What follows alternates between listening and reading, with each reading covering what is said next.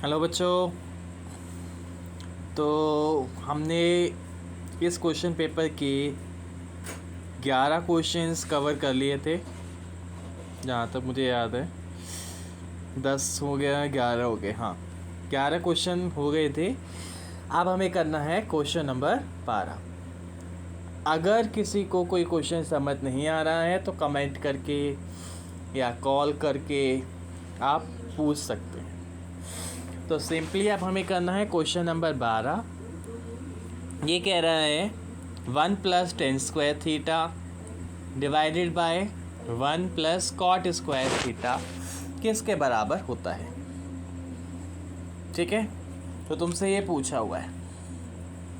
अब तुम्हें पता है, इसके लिए तुम्हें आइडेंटिटीज़ याद कर लेना।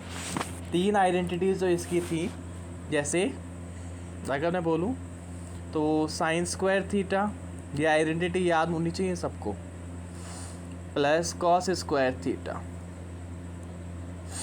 ये किसके बराबर होता है, 1 के बराबर होता है। ऐसे ही sec square theta minus tan square theta, ये भी किसके बराबर होता है, 1 के बराबर होता है।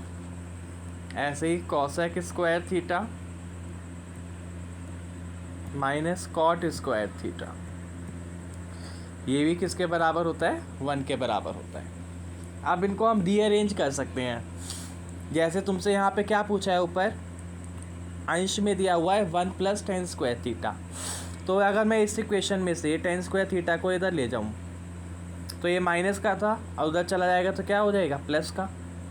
तो मेरे को यहाँ पे सिंपली 1 + tan स्क्वायर थीटा मिल जाएगा, है ना। तो मैं क्या करूँ, इसको लिख देता हूँ दोबारा। तो यहाँ से मैंने tan स्क्वायर थीटा को उस तरफ ले गया तो tan स्क्वायर थीटा चला जाएगा प्लस में, ये हो जाएगा 1 + tan स्क्वायर थीटा। और 1 + tan स्क्वायर थीटा किसके बराबर आया, सेक स्क्वायर थीटा के बराबर। ठीक है, तो यानी कि अंश में 1 + tan स्क्वायर थीटा की जगह क्या रख देंगे हम, सेक स्क्वायर थीटा रख देंगे।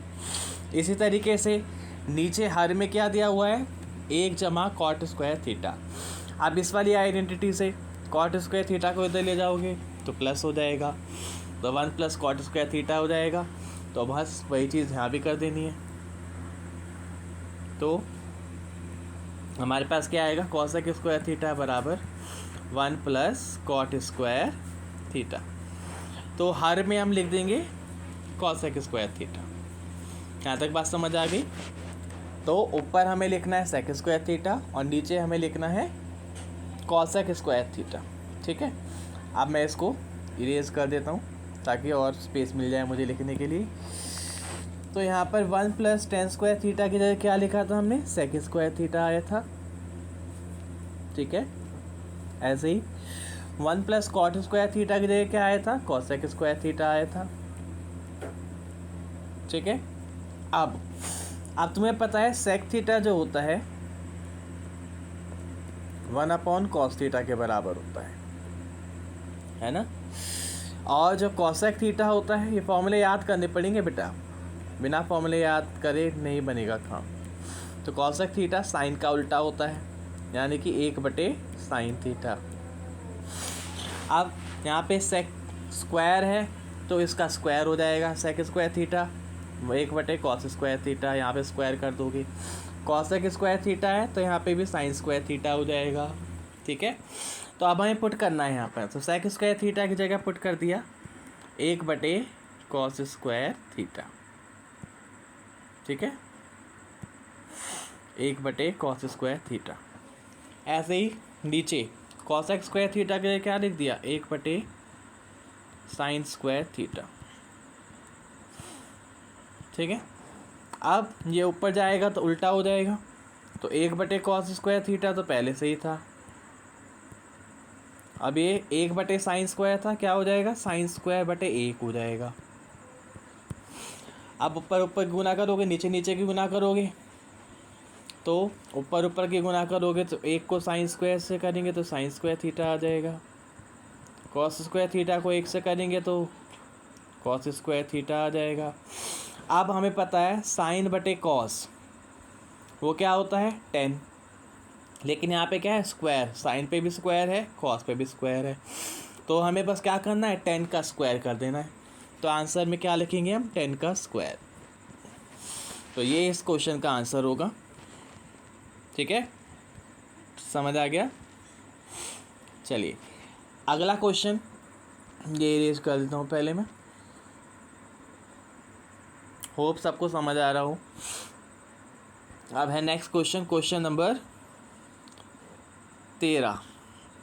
क्वेश्चन नंबर 13 क्या कह रहा है, त्रिज्या r वाले एक वृत्त के त्रिज्या खंड के चाप की लंबाई बतानी है। ठीक है, जो x डिग्री का केंद्रीय कोण बनाती है। अब किसी भी वृत्त के त्रिज्या खंड की चाप की लंबाई का सूत्र तुम्हें पता है, थीटा बटे 360 डिग्री इंटू 2 पाई r, ये फॉर्मूला है उसका, थीटा अपॉन 360 डिग्री इंटू 2 पाई r। ठीक है, अब थीटा कितना है यहाँ पर, वो कोण कितना है, x है, और त्रिज्या कितनी है, कैपिटल R है, तो बस पुट कर दो। तो इसका फॉर्मूला बन जाएगा, थीटा की जगह x पुट कर दोगे बटे 360 गुना 2 पाई, और स्मॉल r की जगह कैपिटल R पुट कर दोगे। आप कुछ कट रहा हो तो काट दो, जैसे 2 से ये 360 कट जाएगा 180 बार। ठीक है, तो फॉर्मूला बन जाएगा क्या, x बटे 180 गुना पाई r, ये आंसर आ जाएगा इसका। ठीक है, तो क्वेश्चन नंबर 13 भी हो गया हमारा। ठीक है, अब देखते हैं, चलो अभी के लिए इतना ही करते हैं, बाकी की कुछ क्वेश्चंस मैं नेक्स्ट वीडियोस में अपलोड कर दूंगा। ठीक है, तो 2 क्वेश्चन यहाँ पे हमने डिस्कस कर लिए हैं, क्वेश्चन नंबर 12, क्वेश्चन नंबर 13। फॉर्मूले मैंने लिखवाए हैं, आइडेंटिटीज़ जो लिखवाई हैं उन्हें याद करिए, उसके आधार पर बाकी के क्वेश्चंस को प्रैक्टिस करिए। मिलते हैं नेक्स्ट वीडियो में।